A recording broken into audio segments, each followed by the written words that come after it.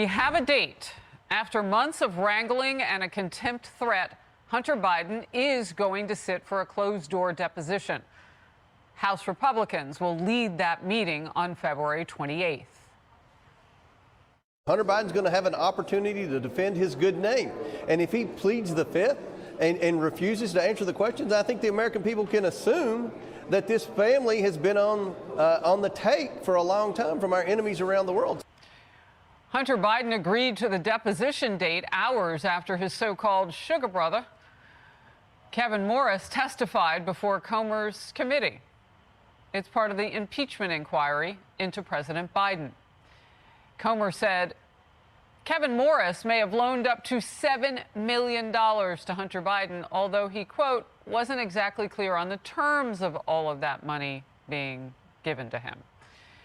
In his opening statement, Kevin Morris said, "My only goal was and is to help my friend and client. In this country, there is no prohibition against helping a friend in need with no ulterior motive, despite the incapacity of some to imagine such a thing," end quote. Sean Duffy, co-host of The Bottom Line on Fox Business and former Wisconsin Republican congressman. Great to see you. Before we get started, so of course this started out with, oh, Republicans leaked what was said behind closed doors to Kevin Morris. That's where Kevin Morris's legal team started today. Just so you know, everything from that meeting, according to James Comer, will be released so we can all read it. Yeah, and by the way, whether it's a Democrat House or a Republican House, when these behind closed doors meetings happen, whether it was J6 or other Democrat investigations, the members come out and tell the media what happened, what they heard, and what the evidence that was presented was. That's really not the issue, because you're right, Harris. The transcript will come out and people can determine for themselves what the sugar brother was saying. But by the way, he admitted to $5 million in loans. It could be up to $7 million. Hunter Biden doesn't have a job. Hunter Biden doesn't have income.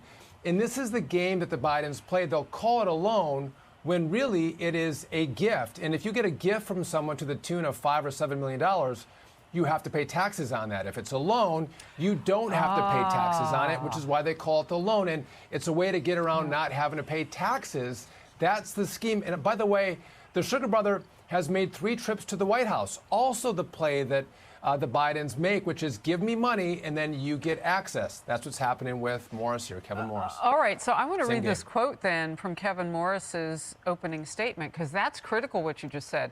He said, "I did not and do not have any expectations of receiving anything from Hunter's father or the Biden administration in exchange for helping Hunter." In other words, he knew he was giving him money, and what you're saying is if the money is a gift, you got to pay taxes on that. If it's a payback, I guess a loan, then you pay it back.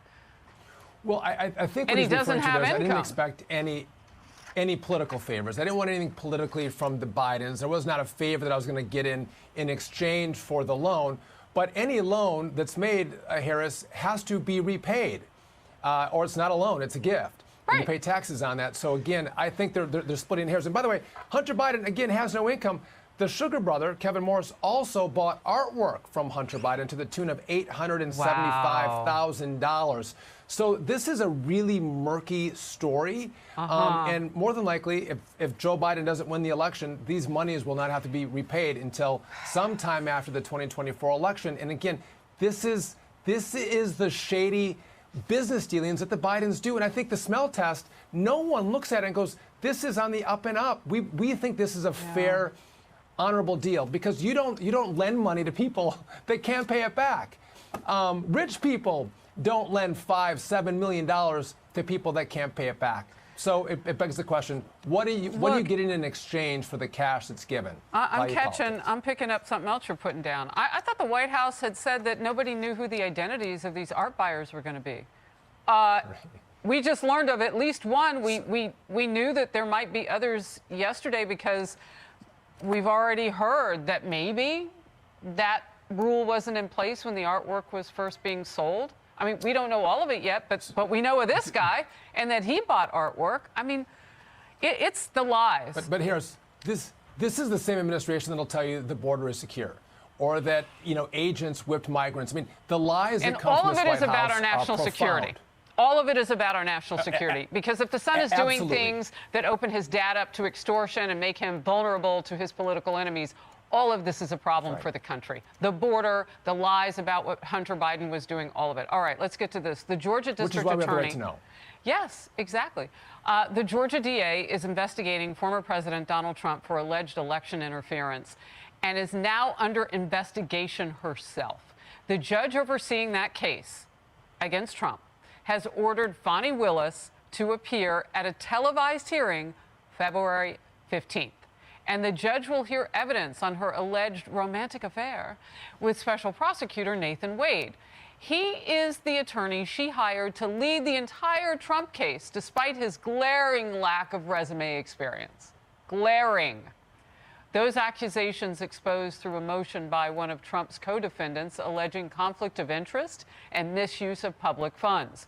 Criminal defense attorney Phil Holloway with this.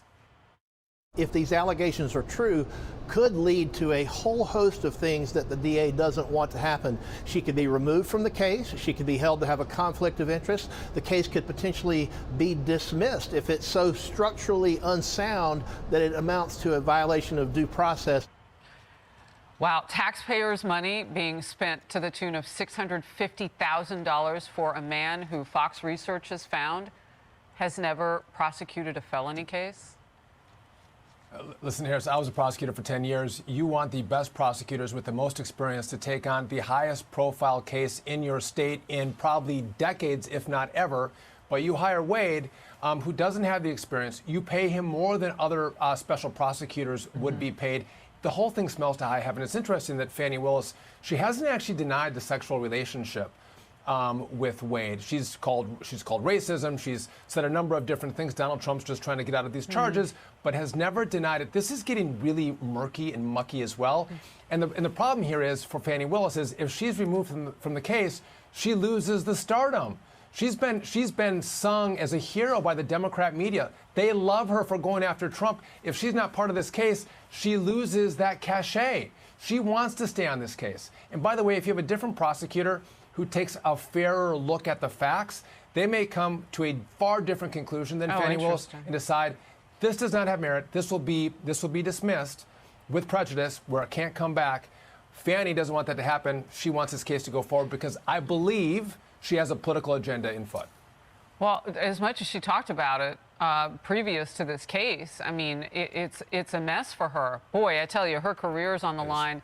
And depending on how much she bilked from taxpayers, maybe her freedom is on the line. That's right. We will watch. That's right. Sean Duffy, thank you.